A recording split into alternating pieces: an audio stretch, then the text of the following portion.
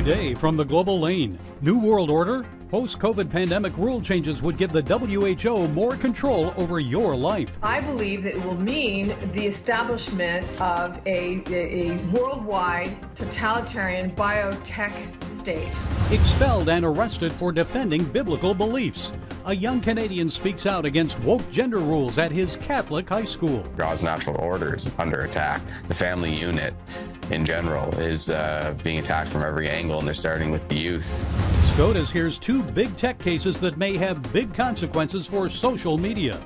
You go and hold platforms liable for having these recommendations. It means that there's more manual review, more censorship, less content getting to users.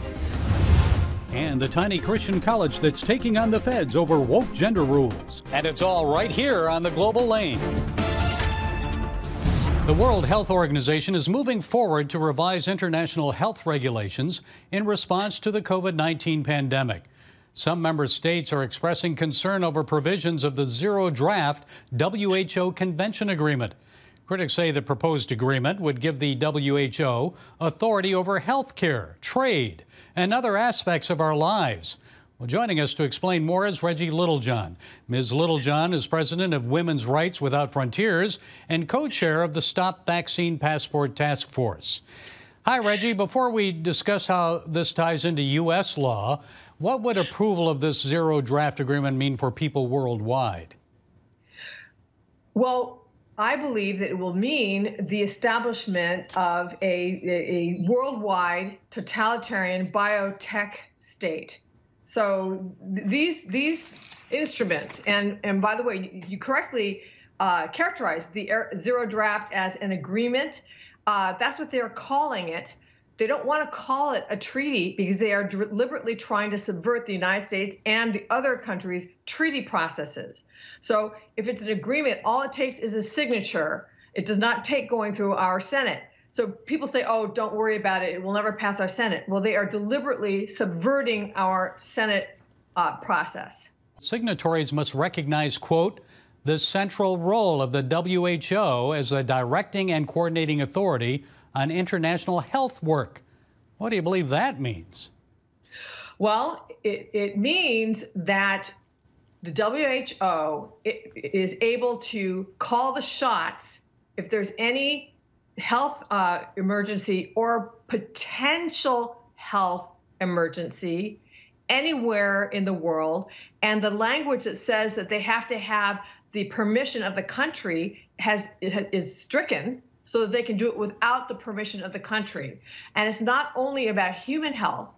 They have something called One Health, which means that they can do it on behalf of human health, animal health, plant health, the environment. They can use any reason that they want to be able to come in and basically run the show in terms of addressing that health issue. And I've read the zero draft proposal. It gives the WHO authority over the global supply chain, trade, commerce, through establishment of the WHO Global Pandemic Supply Chain and Logistics Network. WHO Director General Tedros would lead that effort early on in the pandemic. You remember Tedros praised President Xi Jinping for China's efforts to control the outbreak. So your thoughts on him and his potential control of the supply chain? Well, Dr. Tedros Ghebreyesus is very closely aligned with the Chinese Communist Party, and the Chinese Communist Party has absolutely outsized influence at the World Health Organization, which is why they were able to get away with all the lies that they did, which were just amplified by Dr. Tedros. So this is not a good alliance at all. And in terms of the supply chains, they are also wanting to take control over the intellectual property. Like if somebody in the United States or another country develops a great vaccine, they're going to be forced to share that information, which I think is bad for the production of pharmaceuticals. I think that intellectual property rights are very important. Yes, I noticed that in the draft agreement. And here in the U.S., let's move forward.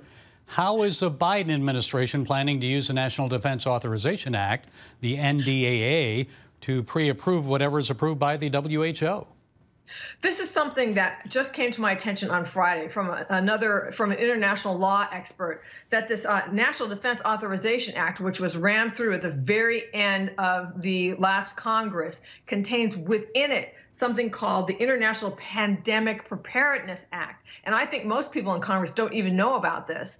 But that act contains a loophole in it, which he argues, and I agree, makes it that whatever the World Health Organization passes is automatically made law in the United States, again, subverting our Senate. So this needs to be opposed. And in fact, I think that the entire World Health Organization attempt to take over the world, really, through vaccine passports. That's another thing that they want to do. The World Health Organization, if these things are passed, will have the ability to mandate in the United States how we handle a pandemic, including forced quarantines, forced mask mandates, forced vaccine mandates. Why should we allow Dr. Tedros, who failed so miserably in handling the Wuhan virus, order us around about how we handle our own health? So I think that we should actually withdraw from the WHO, and we are calling for there's a bill that is sponsored by Representative Biggs, and there's also a debate right now about raising the debt ceiling. I think that anyone who believes in freedom in the U.S. Congress should condition raising the debt ceiling on U.S. withdrawal from the World Health Organization. Okay, Reggie Littlejohn, president of Women's Rights Without Frontiers and co-chair of the Stop Vaccine Passports Task Force. Thank you for being with us today. We appreciate it. Thank you for having me.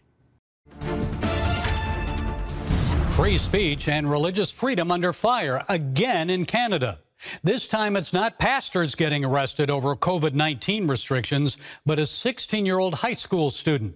Josh Alexander shared his thoughts about transgender ideology at St. Joseph's Catholic High School in Renfrew, Ontario. Officials suspended him from class for the rest of the school year, and when he showed up to class for the second semester, he was promptly arrested by 2 police officers. Well, here to share what happened is Josh Alexander. Josh, it's good to talk with you. So what happened in class? What did you say that got you in trouble? Yeah, thank you for having me on. So the whole issue started back in October, I suppose. I had moved to the Catholic board, and female students in the school informed me that male students were using the female washrooms, and they were concerned by this. So I decided to talk about that. I voiced my beliefs, and I expressed concern to the principal. A female student also expressed concern to the principal, and we were both ignored. So at that point, I decided to organize a protest outside to shed some light on what was going on behind closed doors. And they ended up suspending me indefinitely 2 days before the actual protest. They gave me an exclusion order. This exclusion order was completely unlawful and discriminatory, and so I decided to show up to school regardless of the exclusion order. And at that point, they hit me with a trespassing notice and another suspension. I waited all of that out until the end of the semester, lost 4 of my credits, and by the beginning of the next semester, with my lawyer, I informed them that I would return to school and continue to adhere to my religious beliefs. Not long into that time, I was brought to the office. The principal blocked the exit, and 2 police officers ended up entering the building. And when they told me to leave, I explained to them the situation, how I was only in that situation because of my beliefs, and that I exercised my fundamental freedoms, and that I wasn't going to leave on a request. So they ended up arresting me, and they charged me with trespassing. Were you hateful or disrespectful? What tone did you take when you said what you did? No, I wasn't disrespectful at all. I voiced my beliefs, my sincere beliefs, and I never directed at a specific trans student that was doing anything. I don't condone their behavior, but I also sympathize with them because they're a victim of our society and our education system, and the terrible parents that have encouraged and pushed that on their children. I was called a racist, a sexist, a bigot by staff and students were involved in this stuff. And yeah, I just continued to voice my beliefs, and it ended up getting me arrested. There was conditions they wanted me to agree to in order to return to school. As a Christian, I'm not going to lie. I'm not going to accept the falsehood. I'm not going to go along with the mainstream narrative that is completely contrary to God's natural order. So I couldn't agree to those conditions, and that's where I'm at this point. Were you actually taken to the police station and booked, put in jail? No, they charged me from the cruiser, and then they ended up releasing me to my brother. Okay, and what was the reaction of your parents having their son arrested? I doubt they're very happy about that. I mean, they recognized that all I had done was express my beliefs, and they weren't too happy with the response from the Ontario Provincial Police or the school board. So they were supportive of their son expressing his faith in a Catholic school. Yes. Imagine that. The principal declined to do an interview with a reporter from the National Post, saying he couldn't comment about your case because of the Freedom of Information and Protection of Privacy Act that prevents him from talking about specific student cases. So what would you like to see happen now, Josh? Well, we're taking my school to the Human Rights Commission. We also just had a presentation at the school board meeting, and we got to, I had a representative from Parents as First Educators. They got to give a presentation and explain where we were coming from a bit and offered some resolutions. I don't know where that'll go, but hopefully we can find a resolution and move on, and that the safety of our female students would be taken a little more seriously, and our freedom of expression would be defended rather than attacked by our education system. And the freedom of religion, your belief in a Catholic school. So tell us about the petition you've got going. Yeah, we've got a petition. You can find it at libertycoalitioncanada.com, and that's probably, we've got some plans that we haven't yet released, but that'll come in handy. So if you want to support what we're doing, just go ahead and sign that petition. Okay, and finally, Josh, how important is your Christian faith to you? Tell us about your relationship with Christ. Yeah, it's incredibly important. I probably wouldn't be here today if it wasn't for it, and I recognize that our freedom of religion is under attack, and like I said earlier, God's natural order is under attack. The family unit in general is being attacked from every angle, and they're starting with the youth. You can see it not only in the education system, but even what they're doing with the Drag Queen Storytime hours. I was actually arrested a day after at the school. I was arrested twice in 2 days because I was quoting scripture outside of a Drag Queen Storytime, and the police arrested me for that and charged me again. So I would say my faith plays a fairly large role in it. I'm not going to silence myself. We're told to go into the world and preach the gospel, and that's what I'm going to continue to do. Yeah, we'll see where that goes. And there are consequences in a fallen world when you do that, right? Yeah, absolutely. Okay, Josh Alexander, all the best to you. Thank you for sharing your time and thoughts. God bless you. Thank you. God bless. Free speech on trial. The U.S. Supreme Court will soon decide two major big tech lawsuits that could determine what is and is not allowed for posting on social media. Last week, the court heard arguments in two cases, Gonzalez versus Google and Twitter versus Taamne. The Google case concerns protections allowed under a federal law known as Section 230. The Twitter case involves liability under the Justice Against Sponsors of Terrorism Act. And here to set us straight is Young Voices commentator James Chernowski. James, it's good to talk with you again. So first, explain the Gonzalez case and what it may mean for our viewers. Thanks for having me. Basically, when we're looking at Gonzalez versus Google, the question that's being presented is whether or not these platforms can be found liable for recommending content to users. So in this case, what had happened was that there was a terrorist attack that happened, and that ISIS people were recruited on YouTube videos that popped up in the recommendation section. So that's the question that's being presented, is whether or not Google should be held liable for having that on their website.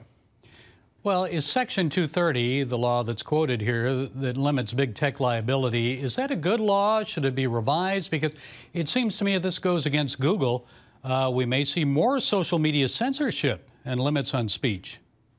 You're absolutely right. And I think that the problem here is that a wrong decision for Google is a wrong decision for the internet writ large.